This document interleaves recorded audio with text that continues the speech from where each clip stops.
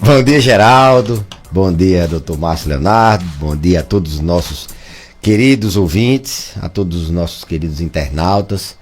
Satisfação, alegria, mais uma terça-feira a gente participar aqui do quadro Check-up no Rádio, trazendo temas relevantes de quem quer viver muito e viver com saúde, né? E você pode interagir conosco, 99205-3030, 99205-3030. Esse é o nosso WhatsApp, você pode fazer perguntas ao Dr. Belísio. Dr. Belísio, é comum ouvirmos com frequência a relação de idosos com quedas. Algumas pessoas perguntam por que depois de uma queda o idoso se debilita mais, fica mais propenso a outras doenças. Essa relação queda-idoso, idoso-queda, é preciso muita atenção? Muito comum ouvir, quem nunca ouviu, né? Pois é. Fulano, depois que caiu, minha avó, ou um idoso conhecido, depois que caiu não é mais a mesma. Depois que caiu, piorou, não consegue, ou fulano morreu de uma queda, né? Foi a óbito por causa de uma queda. A gente vê exemplos até de pessoas nacionalmente conhecidas, né? Vez por outra tem um ator que sofre uma queda, cai, uma pessoa importante, enfim. A verdade é que o idoso ele tem um risco maior de complicar com qualquer coisa. E ele tem um risco maior de cair. Então, juntam-se as duas coisas. Ele tem mais vulnerabilidade de cair porque ele tem uma tendência a ter menos massa muscular, ele tem uma tendência a ter um equilíbrio alterado. Quando a gente envelhece, os mecanismos de reflexos, assim vamos dizer, para que você mantenha a sua postura, eles são lentificados. O idoso cai porque ele enxerga menos, porque ele toma menos, porque ele toma medicamentos que podem favorecer quedas, porque ele tem uma saúde mais debilitada, porque ele tem dor nas pernas, porque ele tem doenças no próprio labirinto, que é quem comanda o nosso equilíbrio, porque ele anda com um calçado às vezes inadequado, que tem alterações de marchas decorrentes do envelhecimento. Então ele tem mais vulnerabilidade de cair. Então isso faz com que ele caia mais naturalmente. Além disso, ele tem as questões de saúde. Ele tem um osso mais fraco, né? Um osso com tendência à osteoporose. A osteoporose é uma doença que a gente não sente nada, só sente quando fratura o osso, né? Quando quebra o osso, é que seu osso é fraco. Inclusive, é uma das doenças silenciosas que a gente tem com maior risco de complicações, principalmente em idosos, né? Quando fratura o osso, o idoso não volta a ser mais a mesma pessoa, a depender de como é que ele era antes. Se ele tem uma saúde, goza de uma saúde boa, ele se cuida, ele periodicamente visita seu médico, ele faz seus exames de rotina, ele faz prevenção de queda, ele está pronto para qualquer coisa, inclusive se ele cair, ele se recupera bem. Mas se é um idoso com muitas comorbidades, idoso que não fortalece as pernas, que ele não trata a questão do equilíbrio, que ele negligencia a cirurgia de catarata, não enxerga bem, que ele se automedica e às vezes toma medicamentos que favorecem quedas, às vezes mesmo sem saber. Ele tem uma massa muscular vulnerável, o rim dele já não funciona bem. Esse idoso tem um risco maior de cair e ele complica mais quando cai. As complicações das quedas, elas vão desde a morte, como você falou, passando pelas sequelas da queda, né? Comumente a gente diz, olha, a queda, quando ela não mata, ela sequela, né? Para ser mais preciso. E de fato assim? É assim. A principal causa de mortes por causas externas em idosos são as quedas, né?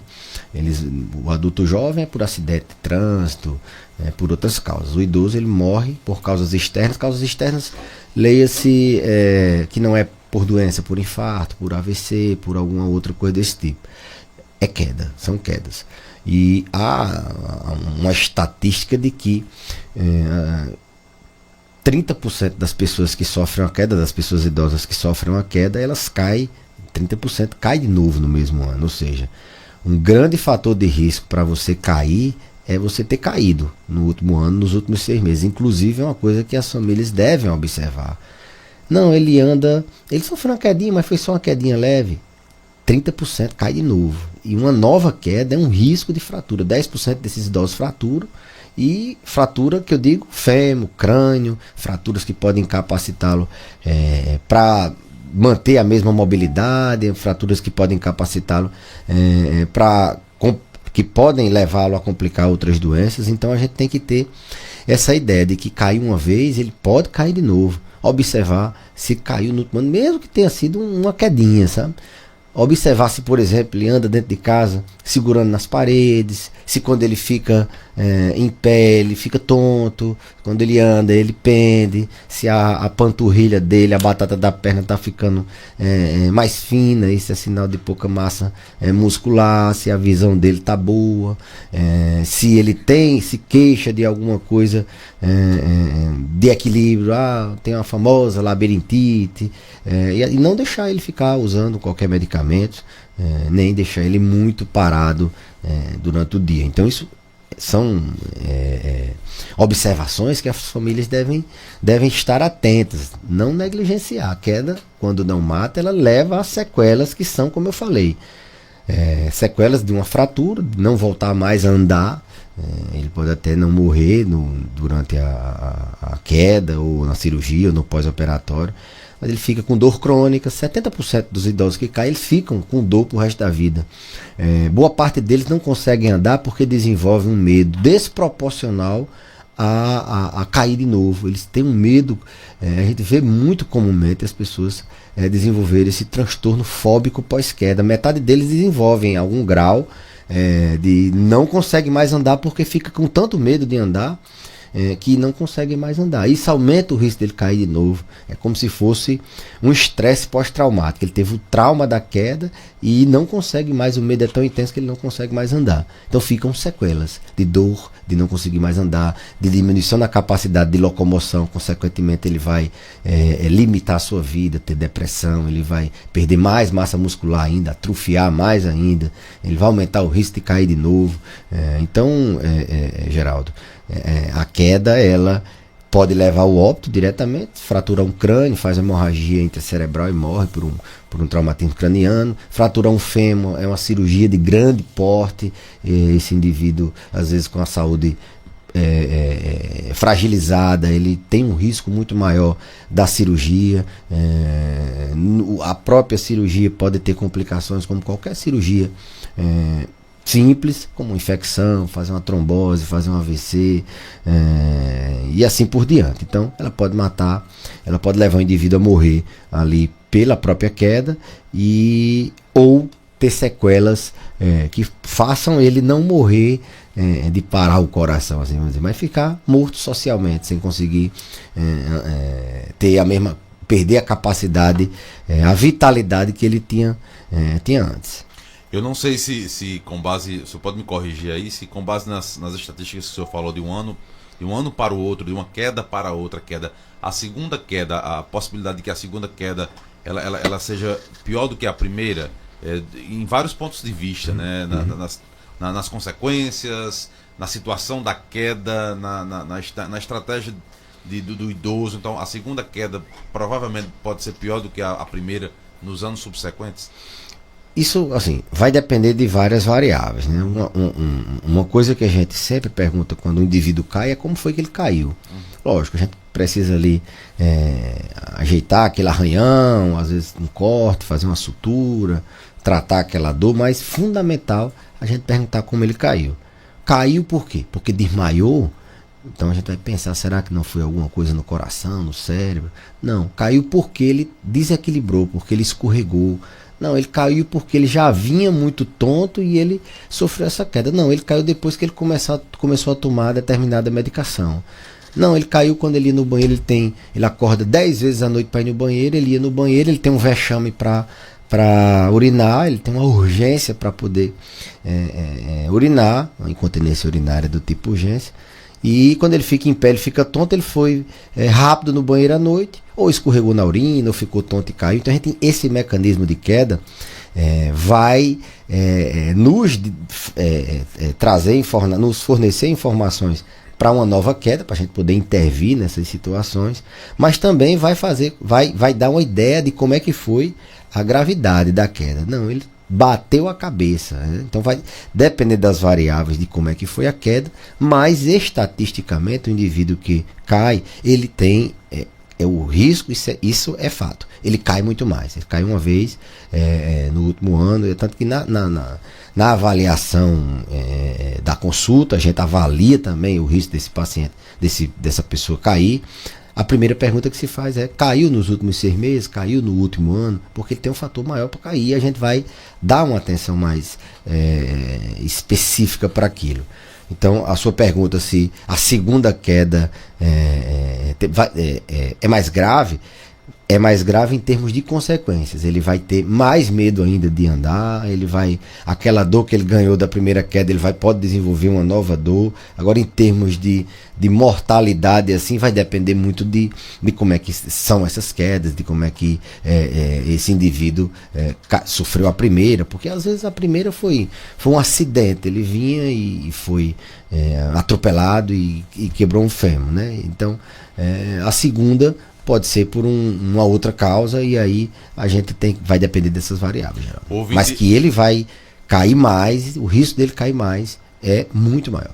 Aqui no 992053030, o ouvinte faz aqui uma lembrança, né, exatamente sobre o tema das quedas, que na casa dela está informando que a mãe dela ela usa algumas estratégias para evitar quedas, né, adaptando banheiro. Ela fala que em adaptações de banheiro, adaptações de sala.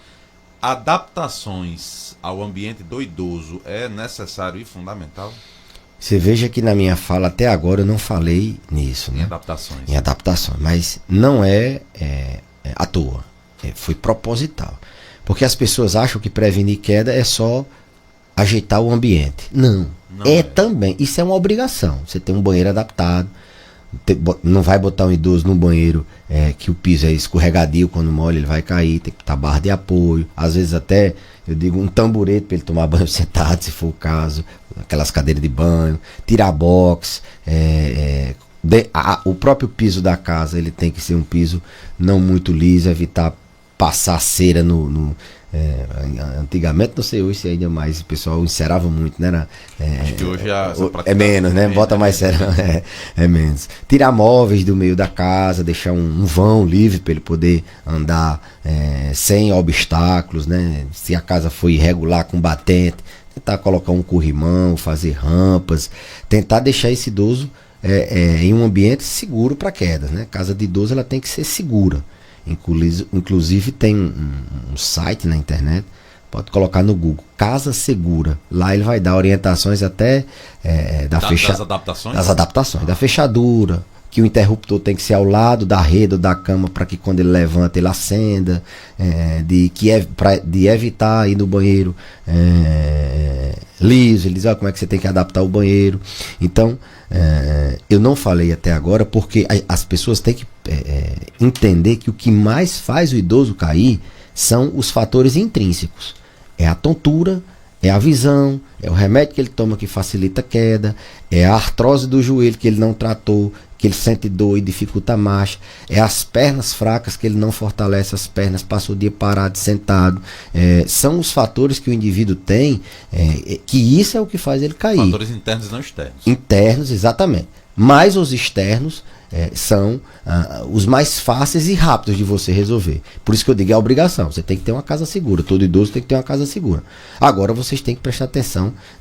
Vocês que eu digo, os idosos, os familiares de idosos, têm que prestar atenção no convívio, se ele está pendendo, como eu disse, segurando nas paredes, se a vista dele ele não consegue mais enxergar um obstáculo, se tem muito brinquedo no meio da casa de algum neto, fio no meio da casa, se tem animal doméstico que ele possa tropeçar, se ele anda num quintal muito irregular, tem que deixar esse quintal mais plano, as plantas que ele vai aguar, tem que ser ali, ele não precisar se abaixar, não andar com balde de água, quando chove, sai juntando a água da bica, escorrega, cai, as donas de casa ter muito cuidado quando for lavar a casa, não andar em piso molhado. Então esses são fatores que a gente vai, de maneira geral, todos os idosos têm que seguir isso. Agora, os fatores intrínsecos, a gente tem que fazer uma intervenção para que ele melhore a massa muscular, fazer uma intervenção no treino de marcha e equilíbrio, na fisioterapia, para que ele possa aumentar a amplitude do passo dele, não andar se arrastando, fazer uma intervenção de tirar um medicamento que é o que está fazendo ele ter queda de pressão e ficar tonto e cair, fazer uma intervenção que ele possa enxergar, tratar a visão dele, tratar o problema no labirinto dele. Isso é o que mais o idoso faz cair.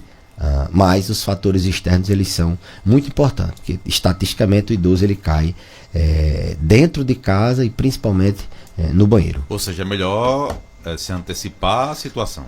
Sem dúvida, prevenção de quedas é uma coisa que às vezes passa batida. A gente fala muito em, assim, eu digo passa batida não por nós, mas a sociedade em geral, eu quero mudar meu estilo de vida para evitar de ter um infarto. Tudo bem, adulto jovem e tal, mas idoso ele tem que ter um estilo de vida saudável, mas ele tem que também ter uma prevenção de cair, que queda mata, é tão grave quanto um câncer, é tão grave quanto um infarto, é tão grave como outras doenças que são mais conhecidamente graves, né?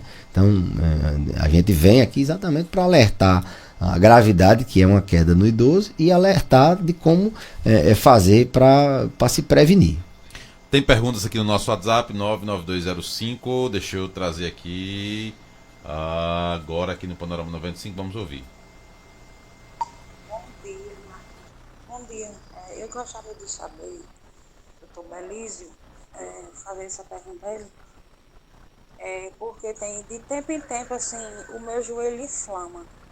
E assim, durante o dia a dia, assim, a rotina normal, quando eu dobro ele tipo estrala. Aí, só que, tem, assim, mesmo quando ele desinflama, ele continua assim. Quando eu dobro a perna, ele fica estralando, dando um estralo. Eu gostaria de saber o que poderia ser. E também essa inflamação, que ele inflama. Tempo em tempo ele inflama. Antes do senhor responder aqui essa pergunta, tem uma outra fala aqui da nossa ouvinte, diz o seguinte: minha mãe é totalmente lúcida, tem 78 anos, porém muito teimosa, temos muito medo dela sofrer uma queda. A teimosia também é um fator aí determinante, doutor Belísio? A primeira pergunta, a principal causa de dor osteoarticular, com edema, com inchaço, desinflamada, é a artrose, né? O desgaste das juntas. Então deve ser avaliado melhor, examinado, se for necessário um exame complementar de imagem, um raio-x, alguma coisa assim, para poder se propor uma intervenção. Mas a pergunta foi o que é que pode ser. Provavelmente a principal causa é a artrose. Pode ser outra? Pode, mas a conhecidamente mais famosa é a osteoartrose, o desgaste das juntas. No joelho, geralmente, se a pessoa tiver obesidade, já começa perdendo peso e fazendo fortalecimento daquela estrutura com musculação, com fisioterapia supervisionada. A segunda pergunta é sobre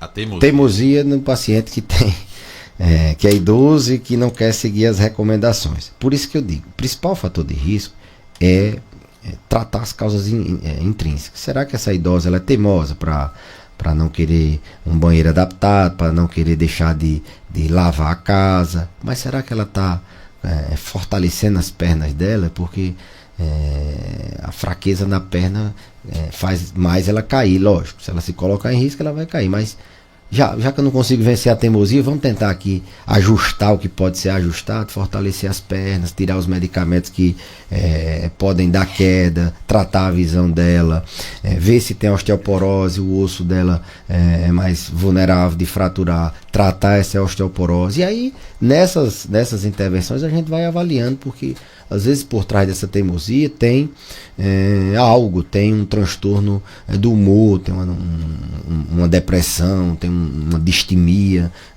tem alguma coisa que talvez a terapia possa resolver, a psicologia possa resolver. A gente vai treinando, convencendo essa pessoa a diminuir a exposição aos riscos, né? Mas daqui para lá é importante que todos os fatores intrínsecos, para que se ela vier a cair, o osso esteja bom, ela consiga, o músculo ter um reflexo melhor, a estrutura está melhor para minimizar a queda ou evitar essa queda. Então a teimosia às vezes é confundida muito com não, é a personalidade dele. Não, é porque isso tem que ser melhor. Tem que ser investigado. Tem que ser melhor visto, às vezes até com uma avaliação de um profissional da psicologia, ou mesmo na consulta a gente identifica que não é só a teimosia, mas ele está mais irritado, ele está com outras alterações que, juntando, quando a gente faz uma avaliação do humor dele, ele tem uma doença, um transtorno do humor, que às vezes precisa de um medicamento, e aí o medicamento ele fica bom e adere melhor. O tratamento de depressão, um dos principais objetivos é o paciente aderir melhor às intervenções que são propostas, aos medicamentos que são propostos, aderir melhor àquilo que possa estar colocando a vida dele em risco, inclusive a exposição à queda, né? Dr. Belísio, muito obrigado e até a próxima semana. Eu que agradeço, até a próxima semana, se Deus quiser.